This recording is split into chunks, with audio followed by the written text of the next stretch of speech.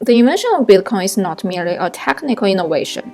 Its birth timing and technological designs aim for an ideal and revolutionary mission: to help others to get rid of unsolvable flaws of current financial system, which are made by too big to fall organizations, and rebuild a new trustful world. Back to 2009, just after the last notorious financial crisis, thanks to blockchain technology, Bitcoin was created by an unknown person or group of people using the name Satoshi Nakamoto.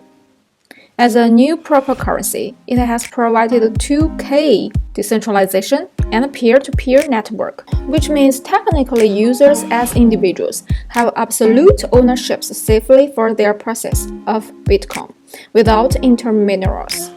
In other words, there were no middlemen such as central banks making monetary policies, managing the whole country's money flows, nor financial banks storing and transacting your savings. So, in the initial ideal cryptocurrency world, your digital currency is entirely yours, which would not be manipulated by any other financial factors and organizations, and would avoid the current type of financial crisis.